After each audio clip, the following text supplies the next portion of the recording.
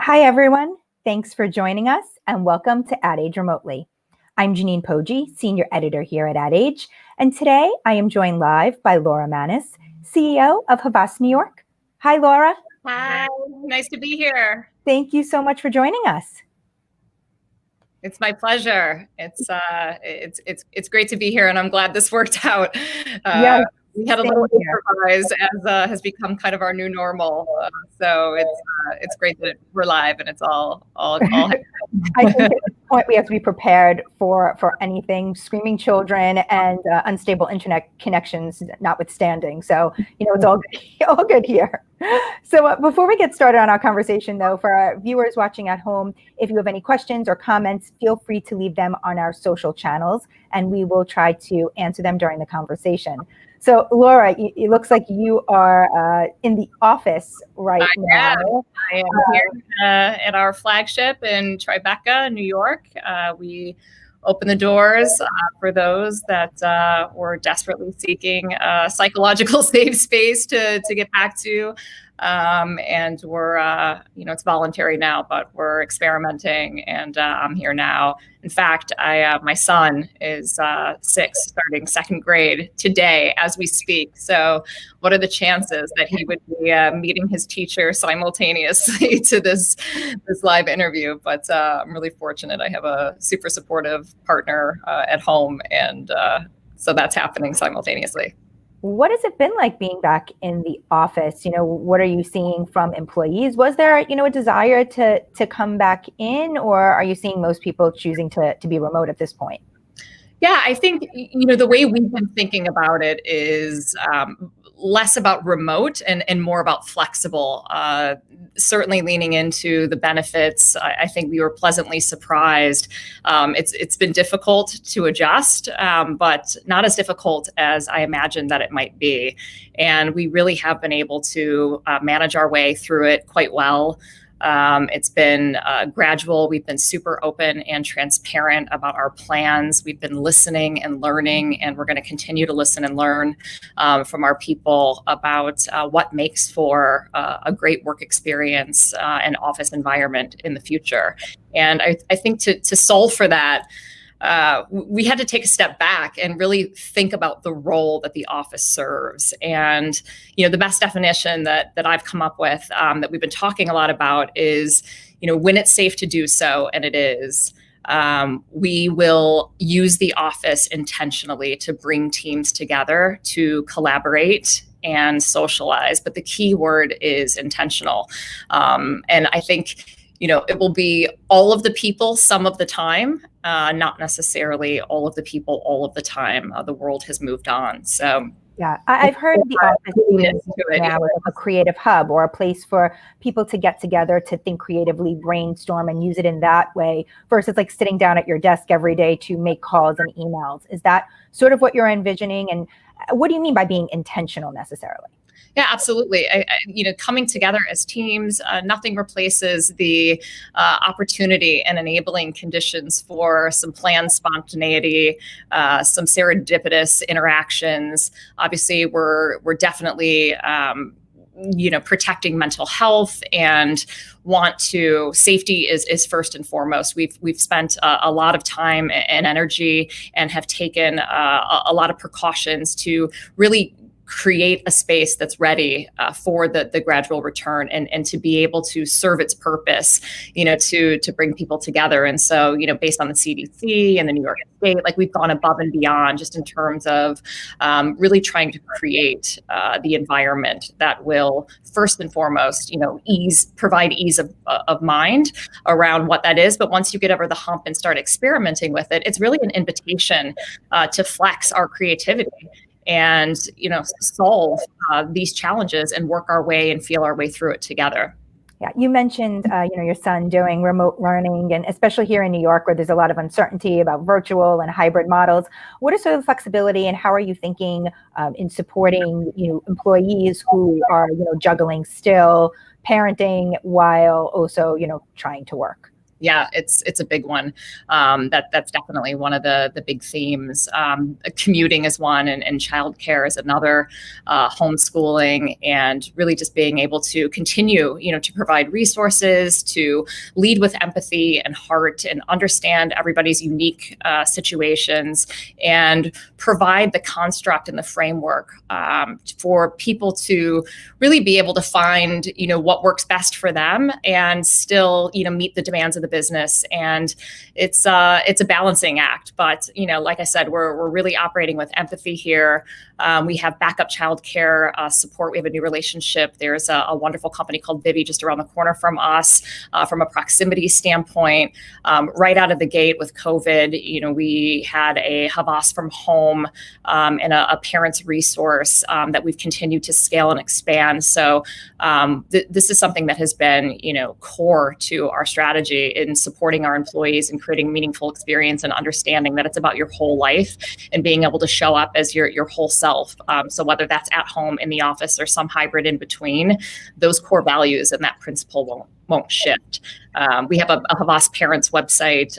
We have a really robust kind of, not a maternal leave, but a parental leave policy. And it just so happens that, we have a number of folks who the timing is stacked. We have a number of folks who are going out on leave, and, trying to work through how that's all going to manifest in, this new experience. But I think when you put the emphasis on your people and you lead with empathy and heart, it's 1,000 small decisions, but you'll find your way through it together. I'm Janine Poggi, and I'm here with Laura Maness, CEO of Havas New York. Thank you to those who are watching at home. Hi to Stephanie, Kubanka, Gary, Kathy Kim, Tham, Eugene, Irfan, Carlos, Johnny, and Patricia. Thank you so much for tuning in. Laura, you had mentioned mental health, and I know you're a proponent of that. What do you think of the role of leaders in ensuring during this time where people are, beyond stressed, that employees are, taking care of themselves, taking care of their mental well-being? Yeah. Self-care, and not someone else's definition of self-care. I really do think it starts with you. It starts with the leadership. It starts with the tone that you set at the top for the culture. But we encourage, everybody to find those moments of joy. It's incredible how just building some play into your day at the beginning of March, when this all sort of started and we went on lockdown, we provided everybody with flex time to use at their discretion throughout the week to take those moments of rest, those forced and intentional breaks. We have a robust creative consciousness program that spans everything from meditation and yoga to cinema quarantine club. It's been scaling. We've opened that up immediately, leveraging some of the technology available to us to not just have this be a physical experience anymore in the office, but really create and scale and maintain and preserve those rituals and that real sense of community and belonging. And then opening that up and extending that to our colleagues, our peers, clients around the world. It's been incredible to see the benefits of that. We also, I think, at a time where, many expenses are being scrutinized, we were able to preserve our subscription to things like Will, which give everybody access via the app to meditation on their own pace. So things like that are really important, and that's going to continue. I think navigating through all this change and complexity, it's so important, and it really does start. I joke that as the CEO, I view myself more as a chief energy officer than the chief executive officer in many ways, because you have to role model that behavior that you expect, in others, and you have to put yourself, and I always say you have to put yourself at the top of your to-do list every day, and it takes work and discipline, but the payoff is incredible. So we have a question from Crystal on LinkedIn. What is the thinking on moving away from hub offices altogether? Yeah, it's nuanced by region. And I think, being part of a global company, it's been really beneficial to see in other parts of the world how they're a bit ahead and on the other side of this in some instances. So, we've been coming together on a weekly basis and really just sharing and learning from the different perspectives. But it really is about taking kind of a hyper-local approach to what's happening within a particular market, and then understanding, those nuances. But I think, here's the thing. we will never be a completely physical business, and we will never be an entirely remote business. I think we acknowledge that it's about finding that. You don't think we'll go back? You don't think we'll go back to being like a full in office, like even post pandemic, where everyone is there, 9 to whatever time, which is never 5, but you don't think we go back to that model? I believe that those companies that are out there talking about being entirely remote for forever might regress. I think there is a happy medium, and it's certainly in our business. We're in the creative industry. We're a people business. The proximity, the ability to collaborate, and really have those moments of intention, I think are going to continue to be core. And there are no algorithm or Zoom. It has been wonderful, and Teams and all of these, modern tools that we're going to continue to embrace to allow us to be remote when it makes sense. But it really is about embracing more work flexibility than it is about the declaration that there will never be a time where we're, physically together 100% of the time. I just think the world's moved on. Right. How are you thinking about cultivating creativity during this time? Well, it starts with the culture, for sure. And, right out of the gate, we were really helping our clients react and respond and figure out what was right for the moment. And it feels like across verticals, and we're really fortunate because we work in some businesses that weren't hit as hard, like the travel and hospitality, for instance, and some of these businesses who have a longer recovery period. We've been really fortunate, and I think what we're seeing now is there's really a shift more towards reinvention. It's never been more important for people to create meaning in their lives. And I think in this reflective period of time where our priorities shifted overnight and we're really evaluating and scrutinizing our choices, these purchases that used to not be so considered are suddenly quite considered. We're spending a lot of times in our home, or a lot of time in our home. There's a DIY kind of movement, and also a do it for yourself movement. And I think it's an interesting economic paradox, right? Because you have, tremendous unemployment and uncertainty, yet at the same time, there hasn't been a ton of spending during this time period. So there's all this discretionary spending that people are anticipating in lieu of the holiday season. And it's like, how do you help brands navigate this so that they're serving a real role in making a meaningful difference to someone's life? And also, in the context of where we are as a collective culture, what's in it for the greater good? How do you use your business as a force for good and take responsibility for the whole story? And so we're seeing a lasting trend, I think, more toward action. There'll still be advertising and communication. There's a lot of change and the need to communicate at scale these changes. But it's refreshing to see that it is really behavior matching the beliefs and taking action, and a lot more collaboration than competition across categories. Let's talk about holiday for a minute. With the holidays approaching, Halloween and Christmas, what is the next phase of pandemic creative as we get into the holiday season? Well, it's been great that we have been able to, produce all along. I think there was a shift in our industry where a lot of the production capabilities and things like this were going in-house. And, we joke that it went from in-house to in-home, and we were set up to respond. And that has had a lasting effect. So, we continue to make on a weekly basis. We have a lot going into production. But what we saw through our own research and some of the consumer behavior shifts is that in this reflective mindset, early on, like around April, we noticed an uptick in search. There were some indicating factors on social that people were in kind of a fantasy mindset around, dreaming about the hodidays in a very generous kind of state of mind, thinking about gifting. And so we've been, really gearing up for that. For instance, Keurig, Dr. Pepper is one of our clients, and on the coffee side of the business, they just have a wealth of innovation happening in the pipeline.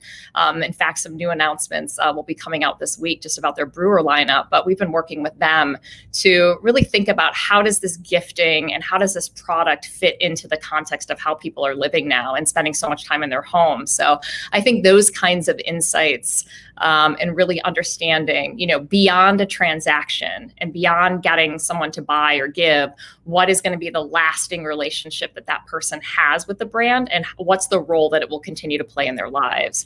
And so it's putting a lot of pressure upstream on the strategic insights, the behavioral insights that are going to drive and unlock the kind of creativity that are going to change the way that people interact with brands. We have a question from Michael on Facebook. What have you learned as a leader that you didn't know before the pandemic? Oh, I'm learning so much about myself on a daily basis.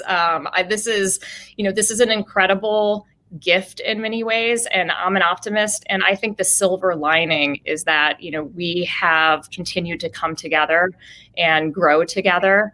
And we will be stronger as a collective as a result of this. I think that the health crisis certainly started to create almost a readiness in many ways for taking on some of the more complex challenges around climate change and social justice, and really just the state of the world that we're in now. So I think, for me as a leader, having a clear purpose going into a crisis really affirms that purpose, and being able to scale, decision making from the center when there's no playbook, and really empower your people to experiment and feel like they have a psychological safe space to do that, and learn and grow together and come together as a community and a culture. It all maps back to culture. And I think, as a mom and, someone who was sort of, running through life in many ways, and kind of on the surface, the substance, I think, that this whole experience has provided has just reframed my perspective on what's important and how we can capitalize on that to better humanity, to better ecology, sustainability, and really to leverage technology to transform behavior. I think we're all sharing these cultural context and conditions that are impacting the way that we personally navigate the situation, but also how we help our clients and how we really lean into partnership. And I think partnership is really the theme, for Havas, making a meaningful difference, but certainly at home, and reframing some of those dynamics within the household has been an awesome learning experience and benefit through this. Yeah, pivoting a bit and talking about the social justice movement. And, in August, Havas started a Diversity and Inclusion Council. Can you talk about the agency's efforts around diversifying its business, and then looking more broadly at the ad industry in totality? Absolutely. I've spoken on this a bit, and I know that we released our Commit to Change plan at the end of July, and we're really deliberate about time gating the action plan. And there's 7 points in the action plan around data transparency, providing more access and industry access, and not just for youth, but really as a collective. It's about breaking systems, doing things differently. I always say recruiting isn't a DE&I initiative. It's around looking at the systemic and inherent bias that exists in the company, in the industry, and in society, and really working to deconstruct that and drive this systemic change. Education and ownership is a big one, and that continues. We've made some real significant progress against the plan that we set forth. And in fact, already one of our commitments was a North American DEI Council, and we established this committee.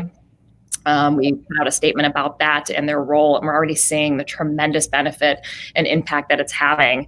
This is senior leaders from across our group, so media, creative, health, representing Black, Asian, Hispanic, LGBTQ, all in a forum and a construct where they have programming and initiatives that we're supporting from the highest levels of the organization, and a lot of that is being defined. But also, we've released mandatory training. We've had 2 really important modules across the U.S. that we've already completed, and both of those, one was on bias, and it's doing what you say, and it's always on. And I have never seen more engagement on this in our industry or in our company, and it feels different this time. It really does. I think there was a lot of skepticism and cynicism just around like, will the intensity wane, and is this a news cycle and performative Black Lives marketing? And the truth of the matter is, I'm seeing the impact of these discussions and of these actions, and it's scaling itself, and we're going to continue to support it. So what are areas where you think Havas still needs to do better, or what are the key points that you need to work on? It needs to yield a different mix. And certainly focusing, there's an emphasis right now on our Black employees and our Black, including people of color, more broadly employees, and helping to accelerate their careers. A couple of years ago, we put a real focus and emphasis on women and upskilling and up-leveling women at the mid-level to really help accelerate their career and development into the C-suite. And it's similar in this instance. It's about, up-leveling and skip-level promoting and really focusing on initiatives that are tailored specifically to help this community. And those are the things that, we are continuing to do, and it will ultimately yield a different mix. But the vulnerability and transparency, I mean, we released the number. It's not about the number, but there's just not enough of an impact yet, but it will come. And we're focused on it daily. It's no different than you would a client. This is inherent in every aspect of our company. It's why it's bigger than a one-person job. This is something that is supported and being driven at the highest level of the organization, but also by every employee through our commitment. As an agency leader, what do you see as your role as serving as an ally? It is personal, and it has been about my own listening and learning journey, and uncovering, bias and working through that, and spending time reading and in discussion and in dialogue, and looking at, everything from my own social profile and where I spend my time connecting with others and how that shapes my perspective, and then how I can, with focus, align my ambition and intention and allyship wherever I am, whether that's in the company, and stay true to that, and tie that into the things that are important to me and that I'm passionate about, but also, really learning some of the shortcomings and being willing to be vocal about that and be vulnerable. I think there's a misperception that vulnerability is a weakness, and in fact, it can be your greatest strength. I shared a story during the recent Allyship and Action Summit just around, people reaching out and sharing, hey, words matter, and be choiceful. If you're going to be a better ally and you really want to be a better ally, then there's a time and a place for speaking about equality and gender equality, and systemic racism is altogether different. And let's not mix the two and put women and people in color in the same sentence, for instance. And these kinds of educational moments that are really changing behavior at scale are going to have the kind of impact on me personally as a leader, and also, on the company at large. I'm Janine Poggi, and I'm here with Laura Maness, CEO of Havas New York. We have a question from Luke on LinkedIn. How are you handling new client pitches? Are you still pitching in person? Yes, we have been pitching. In fact, we have a tremendous announcement that is embargoed, unfortunately. But if you can see in my body language, you can't share it with us here first. Come on, Laura. We're so close. I don't want to jinx us. I'm very superstitious about that, but it's been tremendous. Some of these have been, a long journey of 4 months. Others, I think it's shortcutted. There's been a shortcut and kind of truncating of the process. The ability to develop chemistry and really tap into the scale of our network and people in different offices that are working together on a more regular basis. It really, there's tremendous value, I think, not just in cost efficiency, but what this has enabled.